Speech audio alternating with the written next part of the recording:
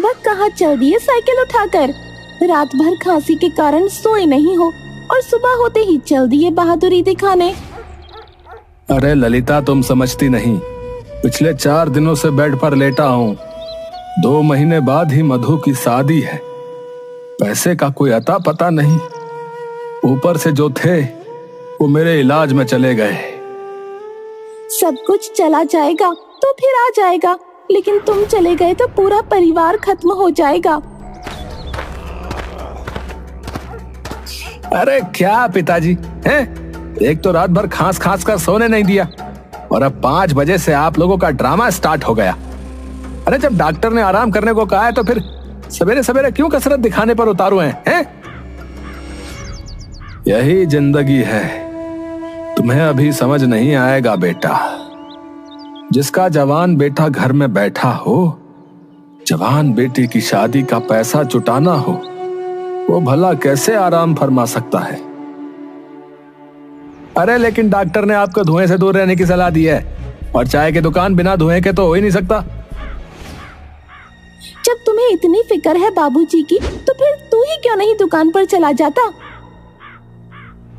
ए माँ, तुझे पता है ना, मुझे चाय बेचना बिल्कुल पसंद नहीं है, समझी? लेकिन अगर तू कहती है तो पिताजी के ठीक होने तक मैं चाय की दुकान पर चला जाऊंगा।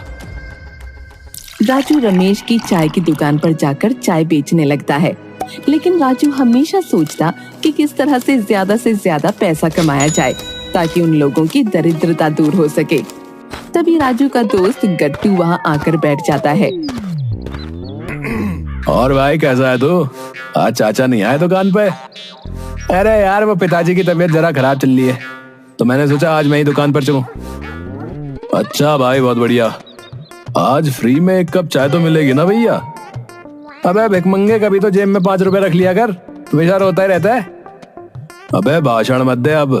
तुझे पता नहीं मैंने गुड्डू बाबा को हाथ दिखाया था। जल्दी ही मेरी लॉटरी लगने वाली लाखों की, तब तेरा सारा उधारी चुकता कर दूंगा भाई। ले कमीने, पी ले चाय। और तेरी लॉटरी पिछले 5 साल से लगी रही है। ए भाई, वो तो तेरे जैसा हो यार। लेकिन यार, लॉटरी की जरूरत तो मुझे सच में है यार। घर के हालात कुछ अच्छे नहीं है, ऊपर से बहन की शादी। अबे भाई चिंता मत कर, सब काम अच्छे से हो जाएंगे, चिंता मत कर। इधर मधु के ससुराल वाले लगातार पैसों के लिए दबाव डाल रहे थे। देखो समधी जी, मेरा बेटा सुरेश और मधु की शादी 5 लाख रुपए में तय हुई थी। सारे पैसे शादी के 1 महीने पहले तक तुम्हें देने थे, लेकिन अभी तक तुमने सिर्फ 1 लाख रुपए ही दिए हैं भाई। अब देखिए समधी जी, 2 लाख रुपए शादी के लिए रखे थे। सोचा था 2 लाख किसी से कर्ज लेकर मधु की शादी कर दूंगा, लेकिन रखे हुए पैसे भी मेरे इलाज में खर्च हो गए। आपका बड़ा सा ढाबा है, मुझे 1 साल की मोहलत दे दीजिए। मैं आपकी पाई चुका दूंगा। देखो भाई, कान खोल कर सुन लो समधी जी, मैं बिना पूरा पैसा लिए बेटे की शादी नहीं करने वाला। 1 साल तक मेरा बेटा कुंवारा नहीं रह सकता। 1 सप्ताह में पूरे 4 लाख रुपए पहुंचा दो, नहीं तो ये शादी कैंसिल समझो भाई। जगन के जाने के बाद रमेश की तबीयत और बिगड़ जाती है। ललिता गांव का दबंग होशियार सिंह की पत्नी प्यारी से जाकर मिलती है। अरे ललिता दीदी, आज इधर का रास्ता कैसे भटक गई? वो मैं तुम्हारे पास ही आ रही थी बहन। तो मधु की शादी के लिए 4 लाख रुपए की जरूरत थी। भाई साहब को बोलकर दिलवा देती तो मदद हो जाती हमारी। ठीक है बहन, मैं उन्हें बोलती हूँ। प्यारी होशियार सिंह को बोलकर ऊंचे सूद पर रुपए दिलवा देती है। ललिता घर पहुंचकर वो पैसा रमेश को दे देती है। ए लीजिए 4 लाख रुपए, और जगन भाई साहब को जाकर दे दीजिए। शादी की डेट भी फाइनल करके ही आइएगा। रमेश जाकर जगन को पैसे दे आता है। अगले महीने पहले सप्ताह में ही शादी तय हो जाती है। इधर राजू को चाय की दुकान पर एक चोर बिरजू मिलता है। बिरजू एक नई बाइक पर सवार होकर राजू की दुकान के आगे रुकता है और बेंच पर बैठते हुए बोलता है, अरे राजू, अरे क्या बात है भाई, आजकल दुकान पे है भैया? बहुत बढ़िया। और बिरजू भैया कैसे हो? अरे नई बाइक, बहुत खूब। अरे ये तो बस ऐसे ही चलते फिरते खरीद ली भैया, इससे बढ़िया बढ़िया मोटरसाइकिल गोडाउन में खड़ी है। ए राजू, थोड़ा कड़क चाय बनाना है। भाई एक बात पूछूं, तुम हर एक हफ्ते के बाद बाइक चेंज कर देते हो, आखिर इतने पैसे आते कहां से? अबे कुछ नहीं भाई, बस नाइट शिफ्ट में काम करता हूँ, और बाकी तो तुम जानते ही हो, हुनर की कोई कमी थोड़ी है बिरजू में। भाई मुझे भी अपने साथ रख लो, हमें पैसों की सख्त जरूरत है भैया। देख भाई, इस काम में रिस्क बहुत है, जेल भी जा सकता है। हाँ भाई, रिस्क से नहीं डरता, लेकिन पैसे मिलने चाहिए बस। हाँ तो ठीक है, तो आज रात मेरे साथ चल लियो, मेरे पास एक तगड़ा प्लान है। रात में बिरजू राजू को लेकर सेठ करोड़ी मल के यहाँ चोरी करने पहुँचता है। राजू, तू वॉचमैन पर नजर रखियो, ठीक है? मैं दीवार फांद कर अंदर जा रहा हूँ। अरे नजर क्या रखना, वो तो सो रहा है। बाकी तुम बेफिक्र होकर हाथ साफ करो, मैं हूं यहाँ पर।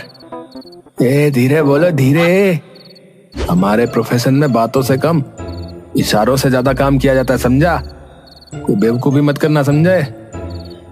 ओके भाई ओके, आप जाओ, मैं देख लूंगा, सब जाओ। बिरजू दीवार पर चढ़ जाता है। तभी राजू देखता है कि सेठ का कुत्ता बिरजू के पीछे से हमला करने वाला है। हुश, हुश, हुश, हुश। अबे पीछे मेरा पैंट नहीं फटा है, वो सूखे पत्ते पे चढ़ गया था, उसी की आवाज है।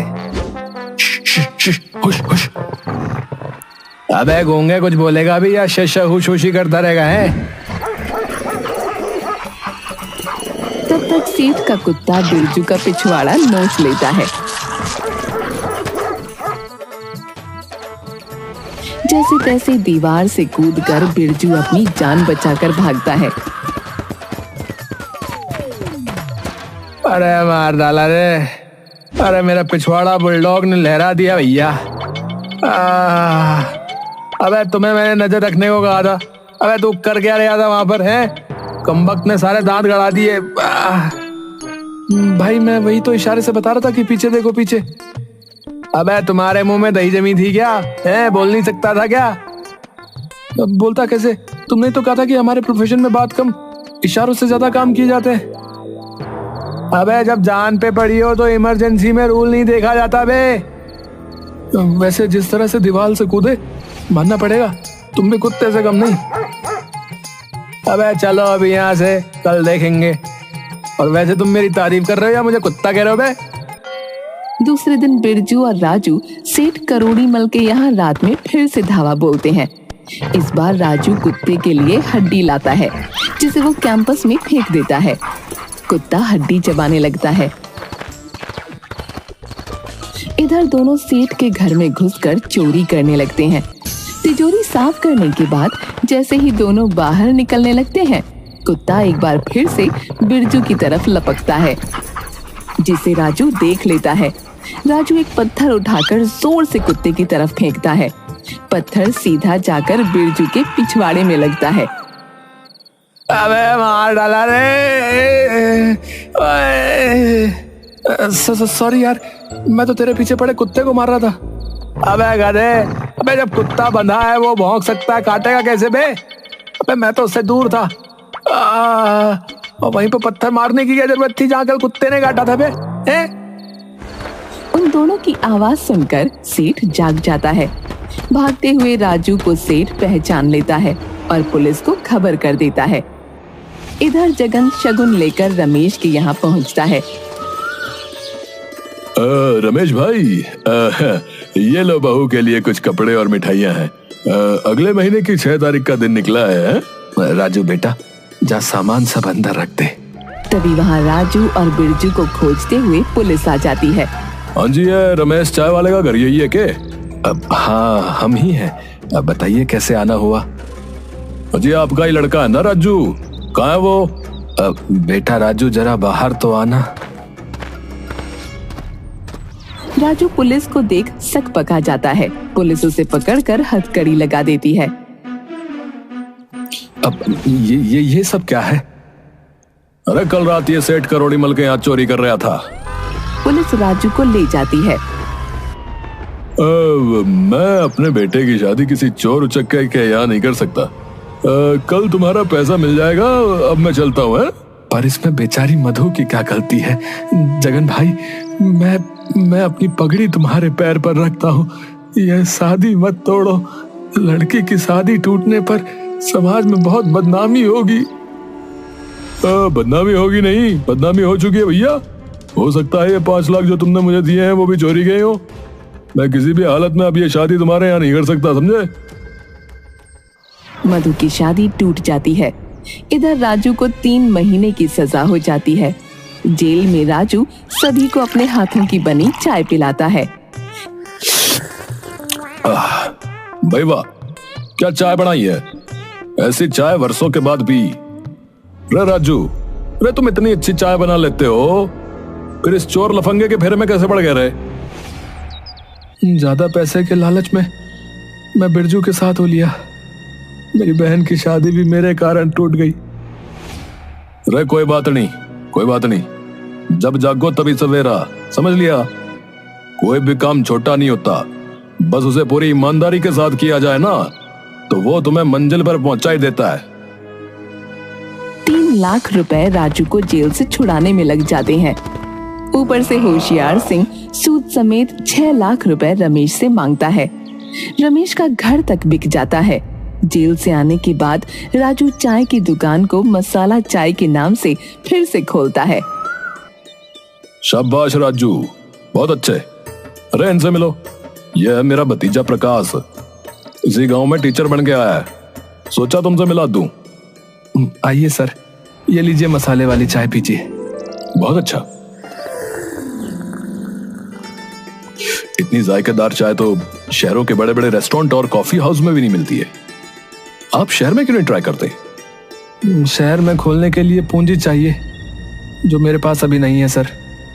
वैसे मेरे शहर वाले मकान में आगे वाले कमरे में आप चाय की दुकान खोल सकते हैं। और हाँ भाई, जो भी घटेगा बढ़ेगा मुझसे पैसे ले लियो, कमाई होने पर वापस दे देना। रमेश से बात कर राजू शहर में मसाले वाली चाय की दुकान खोल देता है। शहर में दुकान का पहला दिन। अरे भाई, जल्दी से गर्मा गर्म चाय लगा दो, साथ में एक फैन भी दे दियो भाई। है सर, आइए आइए, लीजिए गर्मा गर्म मसाला चाय, और ये रहा आपका फैन। भाई मेरे क्या बवाल चाय बनाए भैया। अरे भैया, कोई गलती हो गई क्या? कहीं मीठा डालना तो नहीं भूल गया? अरे नहीं रे भाई, अरे सब कुछ एकदम रापचिक है, एकदम कड़क। ऐसी चाय नहीं बनाता यहाँ कोई। धन्यवाद भाई, आज से आप यहीं चाय पीजिएगा। उसके बाद तो जैसे वहाँ चाय पीने वालों की होड़ सी लग गई। राजू की चाय की बिक्री बहुत अच्छे से होने लगती है। टेस्टी चाय होने की वजह से जल्दी ही पूरे शहर में वो चाय की दुकान फेमस हो जाती है। राजू फिर से अपने मकान को खरीद लेता है। एक दिन धाकड़ सिंह राजू की चाय की दुकान पर आता है। अरे भाई वाह राजू, अरे तुम्हारी दुकान तो शहर की सबसे बड़ी दुकान होली। दुकान नहीं, ये तो रेस्टोरेंट है। आइए सर, ये सब आपकी और प्रकाश सर की कृपा से ही हुआ है।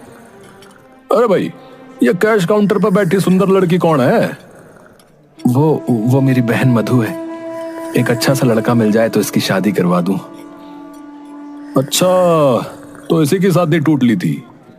वैसे एक बात बोलूं, मेरा भतीजा प्रकाश इसके लिए कैसा रहेगा? मेरे भाई साहब तो है नहीं, हमें ही उसकी शादी करनी है। प्रकाश सर जैसा लड़का किसे पसंद नहीं होगा सर। संयोग से पिताजी भी यही हैं। अभी बुलाता हूँ। पिताजी, 1 मिनट के लिए यहाँ आइएगा जरा। अब हाँ बेटा, बोलो क्या बात है? ये है प्रकाश सर के चाचा धाकड़ सिंह। अरे प्रकाश सर को गांव में कौन नहीं जानता, बहुत ही नेक इंसान है। और धाकड़ सिंह जी को तो मैं कैसे भूल सकता हूँ। तुम्हारी रिहाई में इन्होंने हमारी बहुत मदद की थी बेटा। हाँ तो रमेश जी, क्या हम इस जान पहचान को रिश्तेदारी में बदल सकते हैं कि? मैं अपने प्रकाश का विवाह जो है आपकी बेटी मधु से करना चाहता हूँ। इतनी बड़ी सौगात मेरे लिए कुछ और हो ही नहीं सकती। प्रकाश जैसा दामाद मिलेगा, ये मैंने सपने में भी नहीं सोचा था। मधु और प्रकाश की शादी धूमधाम से हो जाती है। अब गांव ही नहीं बल्कि शहर के सबसे खुशहाल परिवार में रमेश के परिवार की गिनती होती है। मसाला चाय वाला एक ब्रांड के रूप में पूरे देश में उभरता है।